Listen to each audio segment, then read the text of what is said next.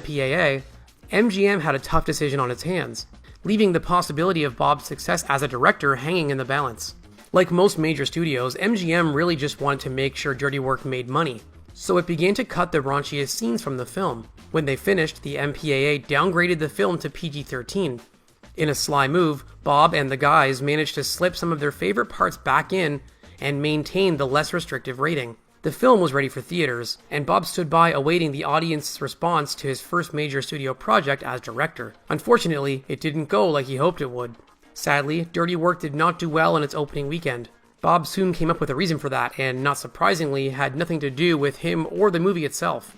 Reportedly, he blamed the disappointing opening weekend on the fact that their target audience was teenage boys, and that same weekend, basketball's Michael Jordan was playing his final game.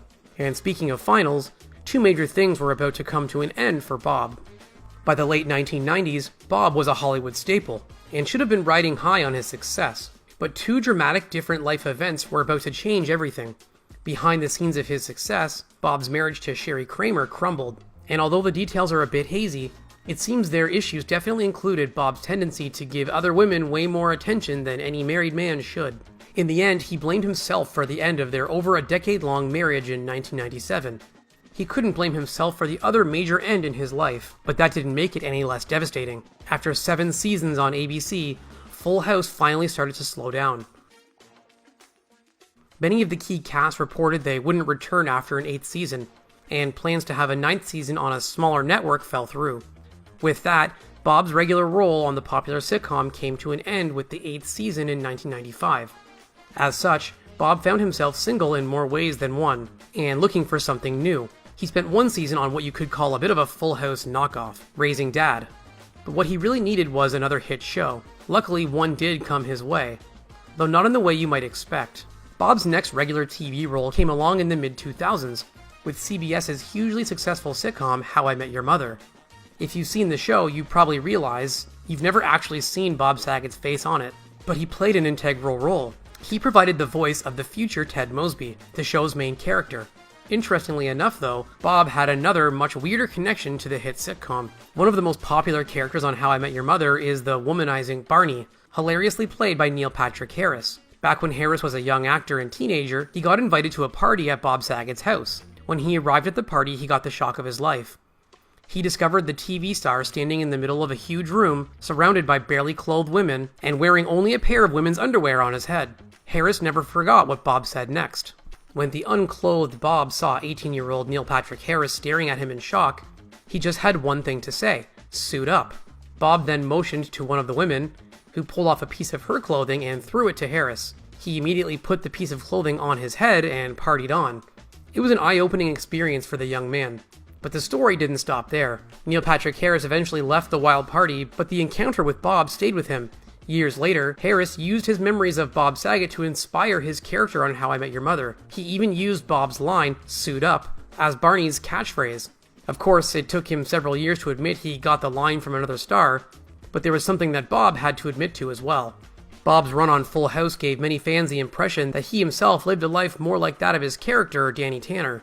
But there's actually a ton of evidence that the opposite was true. Bob liked to hide inappropriate jokes in his comments on America's Funniest Home Videos.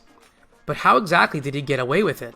Because of Bob's squeaky clean reputation from AFV and Full House, both very family-friendly shows, most people didn't expect racy humor from him. So when he made these adult-only jokes on air, most people just didn't get them. Or maybe they thought they had just heard him wrong. But what about his family, you may ask? Well, they found things out the hard way. One thing that was difficult for Bob was dealing with his adult comedy and his daughters. Of course, when they were young, he ensured his girls didn't see any of his dirty stand-up comedy. But unsurprisingly, other kids at school did find out and informed the girls how sick their father was. But as it turns out, Bob came by his sick and twisted humor pretty honestly. Bob often spoke about his father in his stand-up routine, crediting him for his version of humor. He called his father sick and creepy, and even wrote about his dear old dad in his book called Dirty Dad, The Chronicles of a Family Man Turned Filthy Comedian. Among many other things, he often joked that his dad touched a lot of people, and they're all pressing charges now. So by his own admission, he'd always liked his jokes dirty, even while managing to keep it separate from his TV dad persona. Before too long though, Bob couldn't help but show the world exactly who he really was. In the mid to late 2000s, Bob played an unusual role in the HBO series Entourage. In the comedy parody, he actually played a version of himself. In it, he paraded as a foul-mouthed, woman-hating TV star. Since he used his own name, it might be easy for many watchers to assume the show finally gave a glimpse into his most authentic personality. But after the show aired, Bob made sure to set everyone straight. Mostly.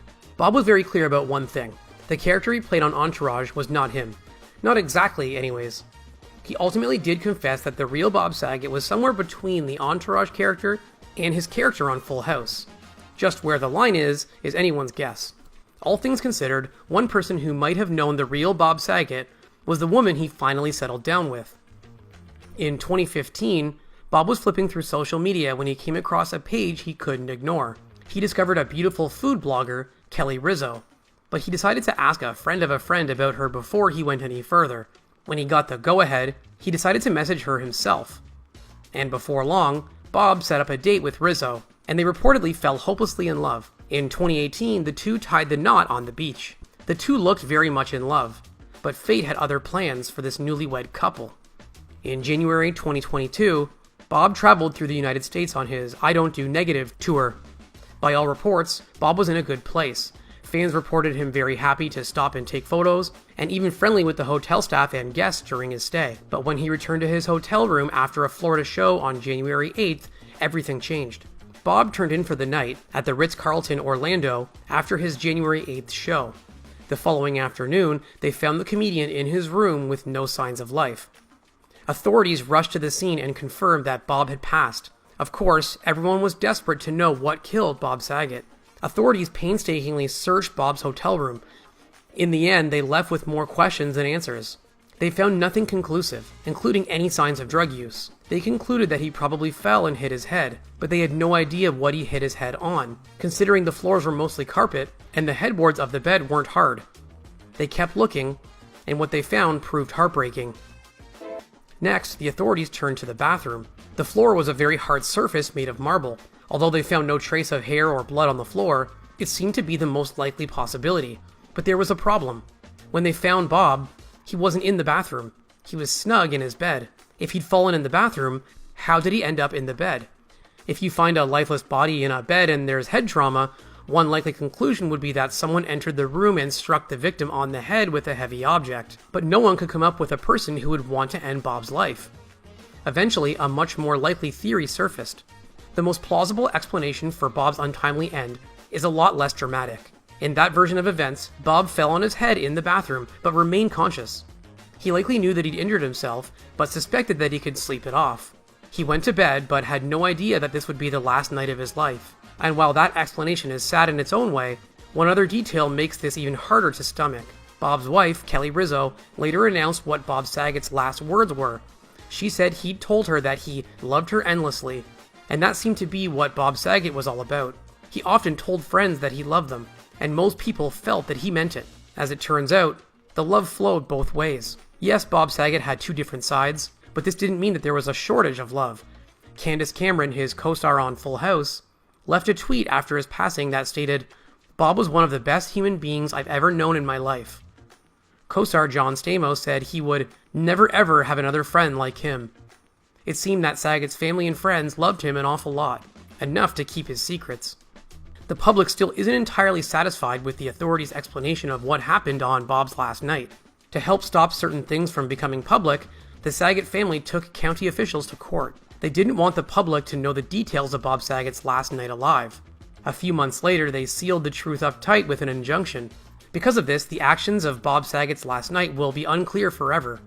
If you're a fan of the spooky and unexplainable, you'll want to hear one final mystery connected to his passing. Remember back in 1996, Bob had made the TV movie For Hope. Well, Bob Saget wasn't the only one who worked on this film whose life ended around January 2022. Louis Anderson and Peter Scolari, who both had cameos in For Hope, passed around the same time. And just a few months earlier, John Ritter, who appeared in the film uncredited, also had an unexpected passing as well. Even so, we may never know the truth about what took Bob Saget's life. Fortunately for his family and fans, he left lots of love and laughter to remember him by.